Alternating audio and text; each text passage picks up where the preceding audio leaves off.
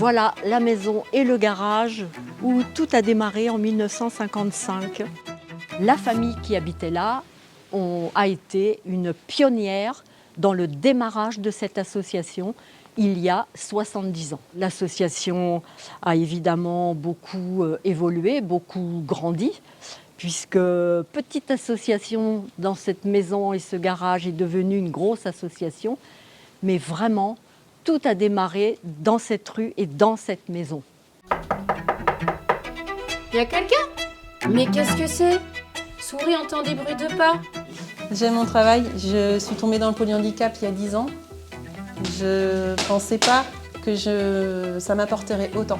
Avoir un enfant handicapé, c'est un combat au quotidien.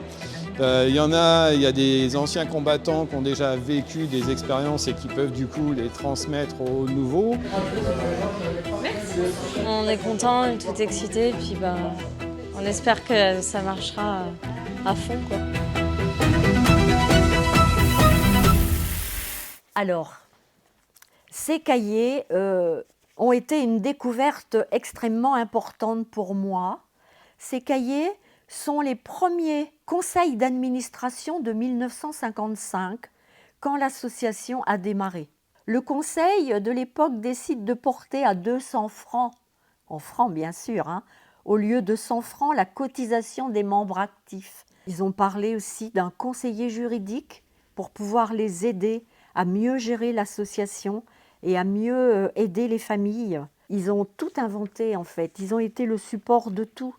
Ils ont été le démarrage de tout.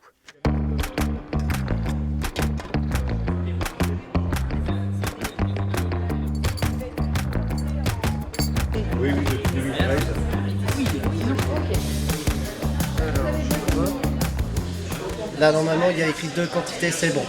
Il est où le... Les roues là. Là. C'est l'ouverture aujourd'hui de la nouvelle boutique. Bien évidemment, je suis tout à fait ému de cette inauguration. Il y a du chocolat, du café, il y a du thé aussi, il y a aussi des tissus et des jus de pommes.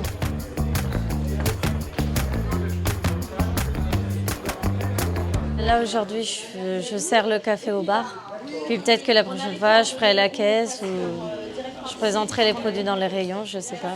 Ça fait du changement dans les hâtes et c'est bien.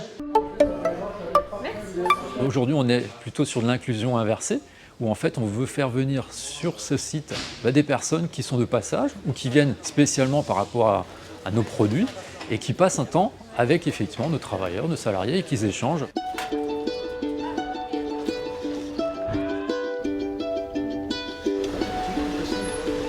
Bonjour. Allez, c'est parti. Comment ça va aujourd'hui? Attention 1, 2, 3, chorus. Alors on ne fait pas ce travail par hasard, on ne vient pas sur le l'EAP par hasard. En effet, ça demande un engagement et une application de tout instant. Du matin au soir, on veille à proposer des choses vraiment individualisées, en rapport toujours avec la famille. Hier soir, tu avais les joues rouges. C'est peut-être les dents. Eh bien, écoute, on va regarder dans la matinée comment ça se passe.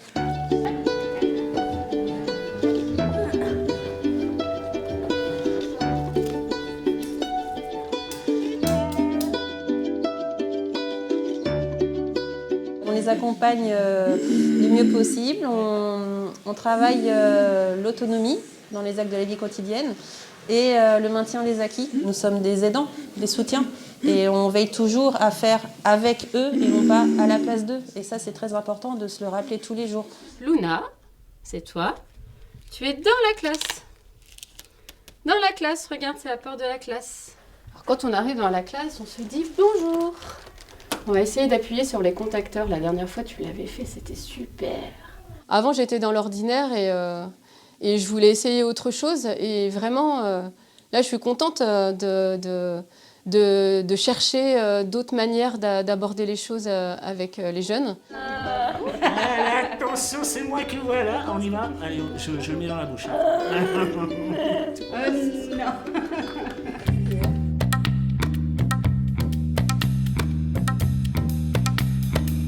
Les combats d'hier ne sont pas ceux d'aujourd'hui, ne sont pas ceux de demain, mais l'association, l'aspect militant et entrepreneuriale de l'association continue à être nécessaire. Et le fait d'être entrepreneur militant, ça veut dire que d'un côté, on a cette fibre militante où nos associations, avec nos conseils d'administration, on va aller réclamer l'application des normes internationales, l'accompagnement des personnes dans la cité, la reconnaissance des droits des personnes, etc., etc. Donc tout ce côté militant, tout en étant réaliste sur quels sont les besoins des personnes, comment on peut répondre à leurs capacités, comment on peut répondre à leurs demandes et comment on peut construire des solutions d'accompagnement demain. Et donc pour nous, c'est deux jambes sur lesquelles on marche aujourd'hui et deux jambes qui sont indispensables et qu'on ne peut pas séparer.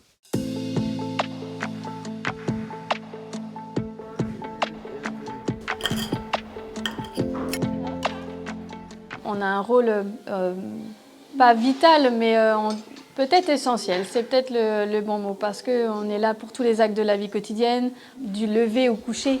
On rentre dans leur bulle intime, on a des conversations avec eux qui sont parfois très personnelles. On ne remplace pas la famille, mais on est quand même présent suffisamment longtemps pour rentrer dans leur vie. Et donc oui,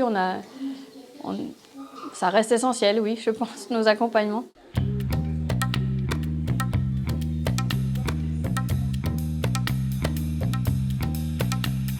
C'est un lieu de vie et donc ça doit rester un lieu qui vit, qui bouge. L'année dernière, ils ont découvert le surf et donc ils vont repartir en séjour en Bretagne pour du surf adapté. Ils partent sur des festivals, ils vont à la patinoire.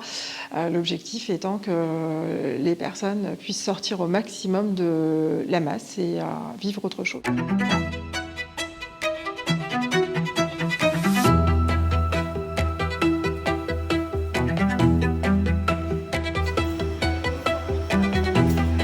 Je dis toujours qu'on ne peut pas travailler l'un sans l'autre aujourd'hui.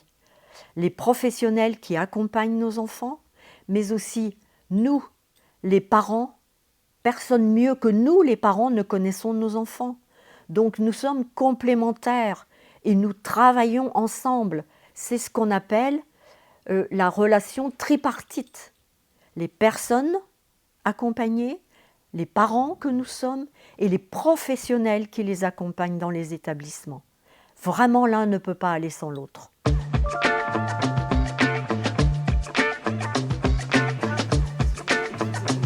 On a des familles qui parfois se sentent en difficulté, ont besoin de déposer leur histoire.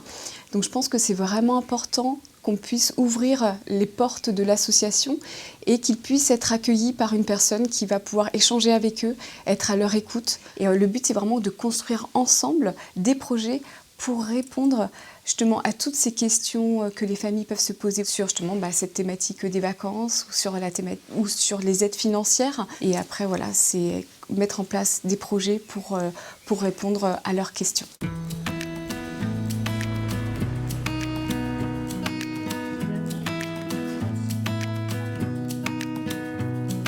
Venez entrer. Entrez. Là, c'est la cuisine. Donc là, c'est la salle à manger. Là, c'est la salle. Salle de bain, toilette. Et là, c'est notre chambre. Là, c'est tout ce qu'en rouge, chacun notre tour. On doit faire l'aspirateur, la table, le lit. On fait ce qu'on veut. On sort quand on veut, on mange ce qu'on veut, on fait ce qu'on veut. Tandis qu'au foyer, on ne faisait pas ce qu'on veut. Au foyer de Vie du Loir, on ne faisait pas ce qu'on veut. Il y avait toujours des éducateurs sur le dos. On s'est connus au même foyer. Au foyer de Vie du Loir. Ouais. Ça fait 13 ans qu'on se connaît. Ouais. C'est moi qui ai fait le premier pas. Voilà. Moi, j'ai juste dit oui. Et les fiancés. Ouais. Les personnes ont des droits, elles ont également des devoirs et plus on va les emmener dans l'inclusion, mieux ce sera pour elles de prendre leur place. Alors l'autodétermination, ça s'accompagne, c'est avant tout le rehaussement de l'image de soi. Et ça c'est important parce que ça ils s'autorisent peu. Souvent ils ont toujours l'impression qu'ils ne sont pas à la bonne place et la première chose c'est qu'on a le droit de se tromper. Je pense que c'est vraiment une de nos premières missions de leur montrer, de les accompagner qu'à un moment donné, ils ont leur place dans la société.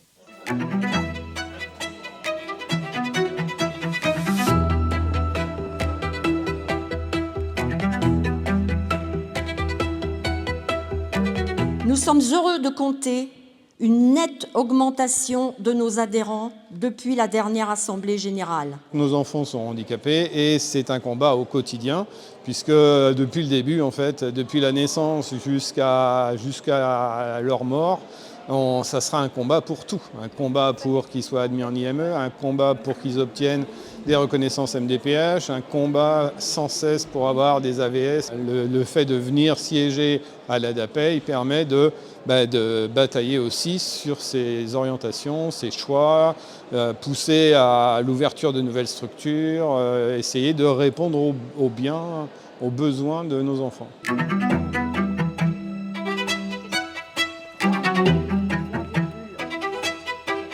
C'est un combat permanent, mais nous, les associations de famille, ont un pouvoir quand même assez fort. Et l'ensemble des associations familiales et des associations ADAPEI de France sont un grand poids par rapport au pouvoir public, par rapport aux orientations gouvernementales. Et même si on avance à petits pas, on avance et c'est ça l'important. Les droits des personnes sont encore trop souvent bafoués. Je reste cependant confiante et persuadée qu'ensemble, nous relèverons tous les défis et grandes orientations qui nous attendent. Ensemble, allons encore plus loin.